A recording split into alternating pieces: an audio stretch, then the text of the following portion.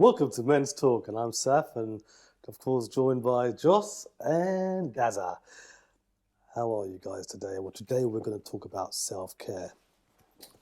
Is it important for a man to look after himself and take care of himself and groom his nails and have pedicures and I don't know. What do you reckon, Joss? Because we were talking off air, and you said it's important for us to be groomed. And self-care isn't those things.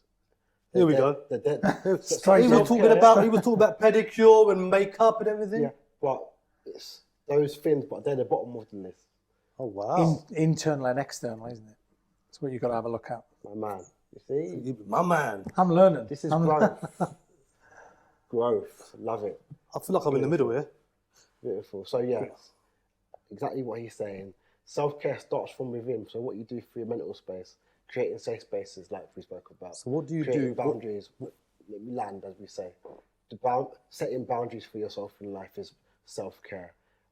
Giving yourself time to feel things and embrace. Giving yourself time to do stuff. Telling yourself no, I don't want to do it. Telling people no. Can you give me some examples? Okay. Yeah. Example is my friends have been arranging a day out to go to Nando's. I normally say yes to everything. This time I say no because I don't want to go and I'm not in the mood. For my self-care, I'm not going because I don't want to go. It's that simple. It's little things like that, and other things like eating healthy, enjoying what you eat, enjoying your healthy lifestyle, enjoying tidying up the house, looking after the house, tidying up, as well as the other side of self-care, looking after your body, haircut, a shave, manicure, pedicure, doing your eyebrows if that's what you want to do, getting a wax. Some men get waxes on their chest, on their legs. It's self-care. Look after yourself. Because if you don't look after you, who's going to look after you? So, please tell me. I want to see if he's waxed his chest. What's your interpretation of self-care? It can be two things, like say, internal, external. It's taking time out to be yourself, taking time out to new enough recharge yourself. So that's the way I do it. I take it away from that. We all need our own personal space. We all need to recharge our batteries, and that's what I see. I'm not one for going out and spending lots of money on clothes. I'm not one for spending loads on designer glasses. I'm not one for going out and paying lots of things to feel good about myself. But if people want to do that, I've got ultimate respect for them. I'm more than likely, in a way, I don't call it lazy, but I'm happy with the clothes what I've got on. So if I'm happy with them, why change them to do that? I work at St George's Hospital, and I've got to go to work in shoes, trousers, and a shirt. That's the standard what we've got to go to. Now I'll get straight the way back. As soon as I get back home, say hello to the family, go straight upstairs, and I'll put pajamas on. That's me for the rest of the night. House clothes.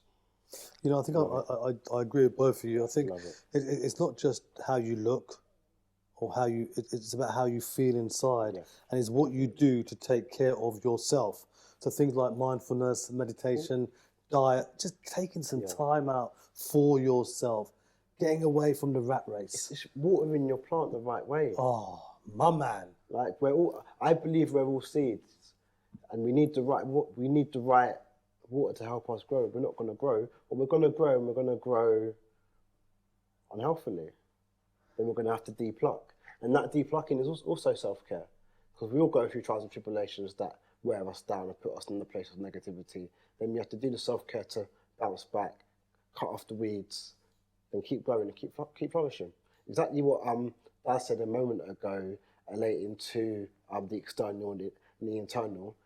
Work on the inside, outside becomes even better. And my dad always says to me, pick up my dad, it's what inside that counts the most. Because if you've got a good heart and a good soul, and you've got no money in your pocket, it will get you far. But if you've got good looks, no money in your pocket, no soul, you ain't going to get nowhere. Good looks can only carry you so far in life. You're going to need some substance, something in your inside to keep you going. And if you're kind of soulless and you're lacking that self-care and you're lacking those things that help the seed stand up in those foundations, you're just going to be a good-looking person with not much to you. It can be fixed and you can work on that and change it, but don't lose yourself to impress others, because usually we end up looking good for everybody else but ourselves. I think I'm beautiful inside and out, but I think I'm more beautiful inside than out. And as for what I want to be known and seen and adored for, is what's inside.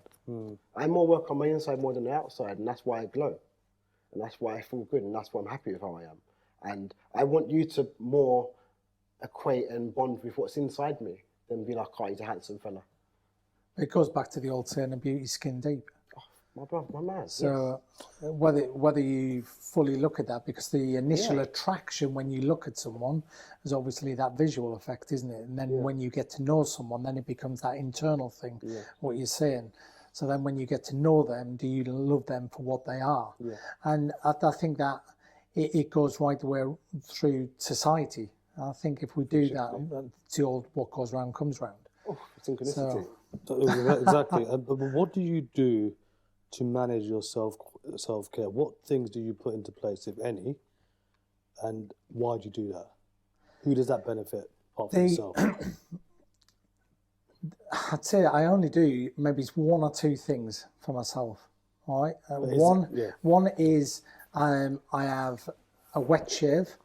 I go to the barbers near enough every Sunday, where I'll go in, I'll have a cutthroat shave, and that's me where I just chill out. And even if I fall asleep on there, because they do the hot towels, everything, and that just chills me out. And that's my little pamper session, what I put my way. The other thing is the internal side. I've got to look after myself. That the self-care is I've got medication and I take it, and I've got to take it at the right time. And I miss medication, then I turn into a grump. And no one wants to be around a grumpy so-and-so. So what I've got to do is, there's some times where I've got to make decisions. Do I go out? Do I take the tablets earlier, which means it's going to wear off? So the self-care is all about how I plan my day with my medication. Because if I miss it, then I'm a different person. I think, we're talking about internally and externally. I think they go hand in hand. Definitely. And if you're good on the inside, you're good on the outside, and vice versa. So for me, exercise is a big part of it. Yeah. If I can, I like to be well groomed. Not always possible, but you try to. Yeah. But also come from a place of love. Yeah. Not just love yourself, but love others as well. Love. Because love is the foundation for everything. Most definitely. For everything we do. Yeah. When you do it with love, it lasts longer. But it goes further. Being men's talk here, people are under this perception that only women can go and have beauty treatments and go for spas. Do you know, we can do that. I've got about 3 nail ladies that I go to. 3 and nail men that I go to. 3 nail ladies? And 2 men that I go to that are beauticians, nail men. Yeah. They're all qualified nail techs. And I go for my manicures, pedicures. Oh, so you actually have manicures and pedicures? Yeah, I've got to look after myself, mate. I love it. I get my hair cut, whenever I put my hair cut in, and pre-COVID, I put a haircut in, nails, feet, facial, and in the sauna. I've got one friend who I seen last year, Toby Longman, his name is, and I used to play football with him in late 1990s, and this guy used to take possibly an hour to get ready to go to football. And it was just like, well, why? And he would turn up pristine. Yeah. Everything was pristine. Everything would have a coat hanger, so when he hung it up, and the rest of us would just be like taking a T-shirt off, throwing it in the corner, taking his jeans. He would turn up and he would be absolutely pristine. Yeah. Now, I hadn't seen him for 14 years, something like that, and I met him back end of last year at a wedding.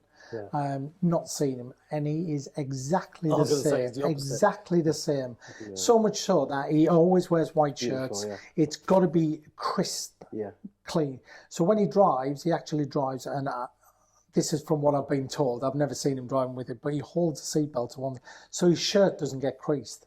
But this is the way, and I could never ever go that far into it that I would have to worry about that, and that's just me, but. Toby used to make the whole team laugh. But that's what made him the person what he is. He's very, very inside. He's a great guy. But his clothes were always pristine. I haven't got enough time to do all of that. But there's nothing wrong with that. No. I fully agree with that. And even in line with self-care, it relates back to the work I do. I look after others, I care for others, I have to also care for myself. I can't care for these children but not know how to care for myself. I wouldn't have lasted this long in doing this. Same for teachers, same for anyone that's got a position in the world where they're caring for others, whether it's fire safety. The fire safety is in your hands. So if you're not caring for yourself somewhat, you're not going to be able to do a good job. But there's some days where I don't want to go to work, all right, for whatever reason. But when I put that the shoes on, the trousers, the shirt on, it actually makes me feel as though I'm going to be the right person to stand in front of 50, 60 people and teach them about fire safety. So it puts me in the right frame of mind being dressed that way. I suppose that is a bit of looking after yourself. But it's getting into that frame of mind. Normally, I am a jeans and a t-shirt person. Even when we go out, I might put a shirt on. I'll have a good wash. Sometimes put a little bit of wax in my hair. Even when I go for a wet shave and they're doing all of this, they get the clippers out and go, eyebrows. It's like, straight over and that's it. Even little things like, we all like aftershave. Actually, I can't say all, but majority of us have aftershave collection at some point. That little spray, that's self-care. You know, when you put it on before a dinner date or a meeting or just going to work and you're just putting on a little bit of spray. Are you doing that for you or for them? I'm doing that for myself. So why you do it at home? I do it all the time at home. So it's not just about meetings or date, is it? No, but I was going to agree to that and just do it. And it's for a lot of us, it's just second nature to just put aftershave on. I can't do it all the time because of work and some of the children have got allergies. So now when I wear aftershave, it's not a privilege. Like, I can't wait for the weekend to put aftershave on because I can't wear it in the week to work. I've had one bottle of aftershave in 20 years. What's your favourite aftershave? I've only got one, and the reason it's called Invictus, and the reason is because of Invictus games. Invictus is beautiful. My wife bought me that as a present when we were going out to Sydney. It's got a great smell. It's got a great smell. And it is. It's one that I do use. And you get the bottle and the little spray what you can put in your pocket. What's yours? I know you're a man of very... I'm a man, and you know what? And I'm going to... I don't wear aftershave. Oh, you don't? Oud. I wear Arabic oils. Yeah. I'm an oud man myself. Yeah, I'm an oud man as well. Yeah, being that I was in Saudi for a few months. Exactly. Oud or atta. So we have oud and atta. So I wear like pure Arabic oils. Yeah. And they last longer. They last longer. I'll let you two deal with that. I'll just be the way I am. This is why I love this, because men should be able to talk about aftershave, ouds, perfumes. Threading of the eyebrows. Do you do face mask ever? Yeah, man. Cucumbers and everything on my eyes. I've got the cucumbers on my eyes. I've got the face pack. Mud mask. Yeah. I've got a few pictures of me and my wife in face mask. Dad, do you ever use bar salts? No. Sometimes. Okay. Give it a try. No. What you do, man? Give it a try. I mean, you do sport, I don't have baths. Right? No, you do showers. sport. Yeah, showers. Yeah. You love your sports, Yes, right? I do. When I do rowing, my legs are in so much pain. I'm on the Epsom salts in the bath, beautiful, with the candles on. What's wrong with that? That means that you're not actually stretching down and doing all the rest of it. See. That's why you're getting tired. Exactly. We're going to go half and get him a little gift set. I'm going to get him a little self-care gift set. Start your self-care. I owe 20 quid already, anyway. Literally. Have you paid him back yet? I'm got him Monzo. Oh, you Monzo'd him? No, I will do. Yeah.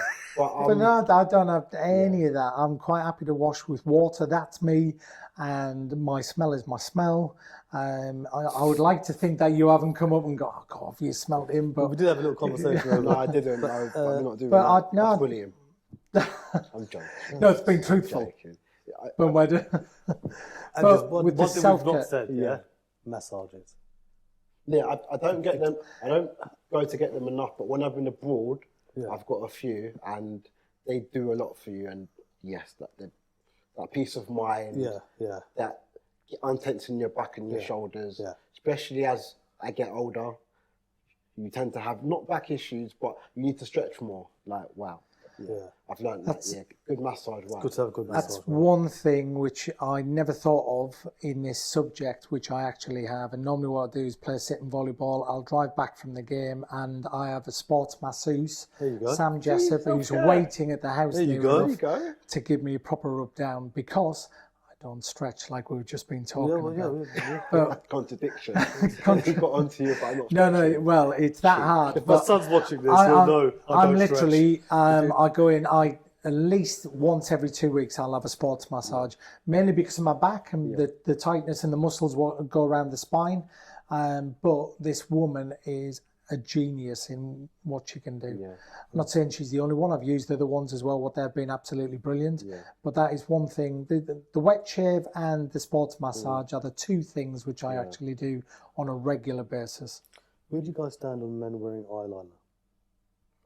Each to their own. If you're comfortable with it, do it and do it well, mate. If you're going to do it. Does?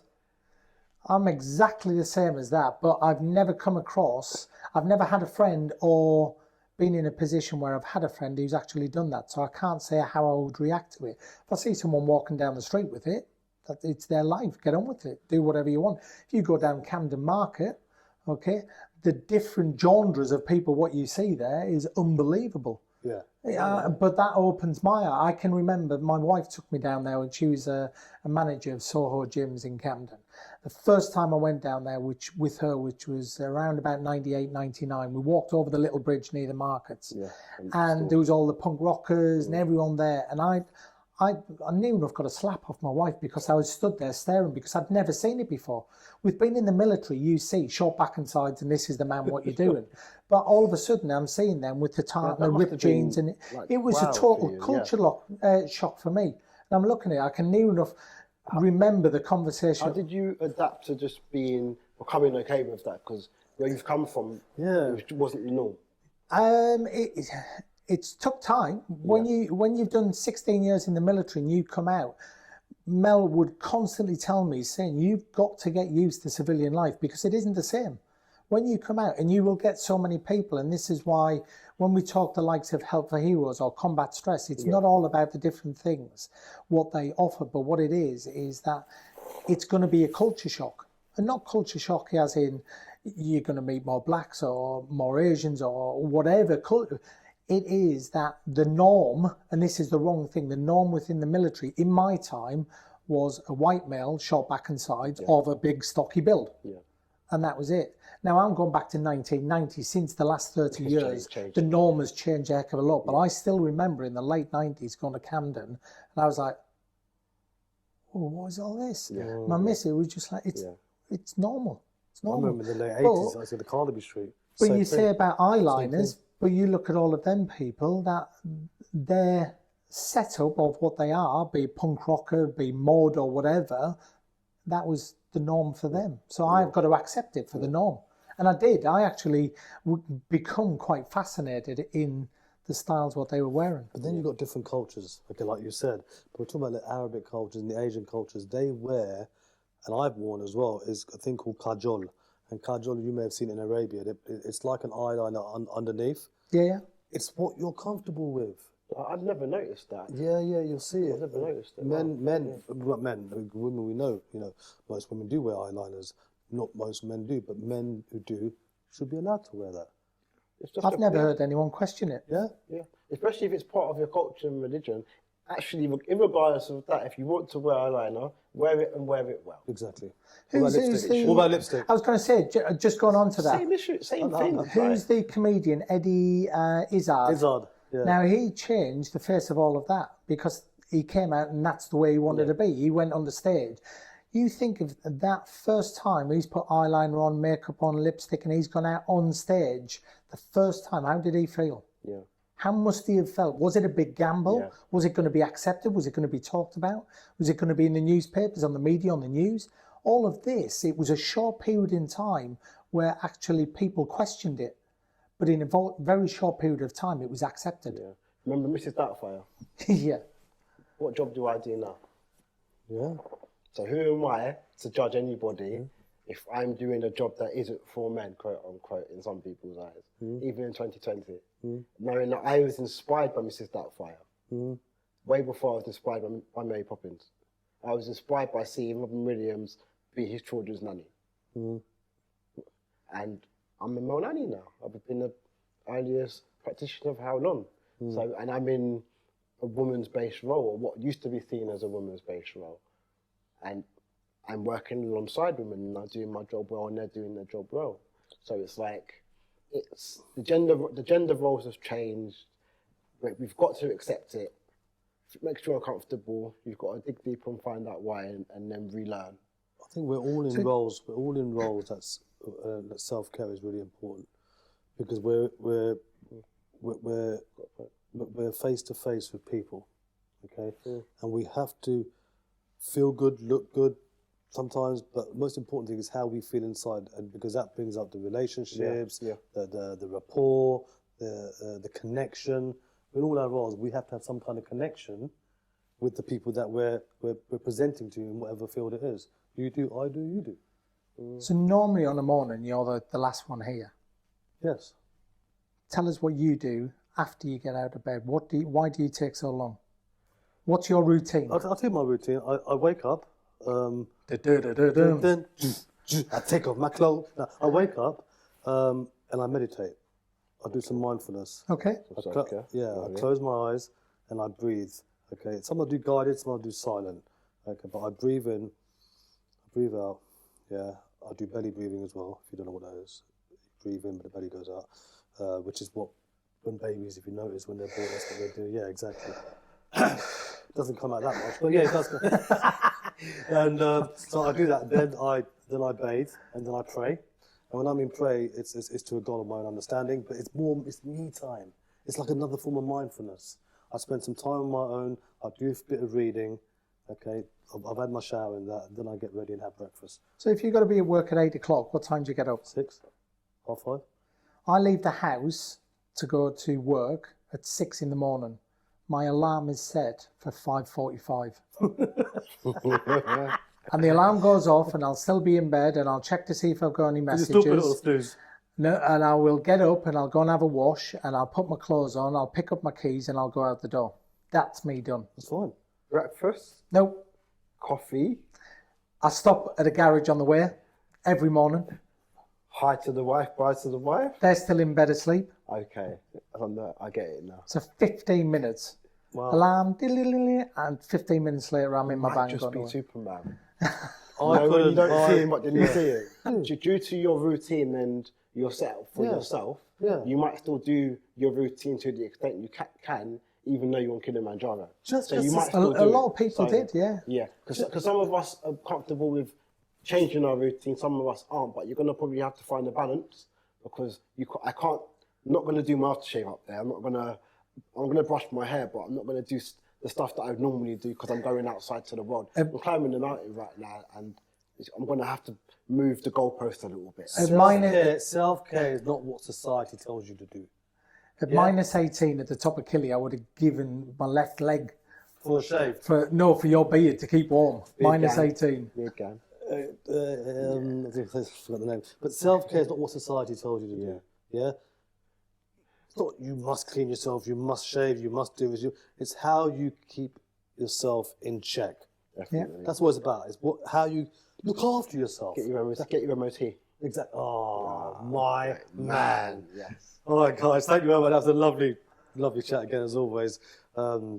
Self-care. Yeah, so it's important to look after yourself, but it's whatever works for you. Whatever works. This has been Men's Talk. I'm Saf, Joss and Daz. Till next time. Bye-bye.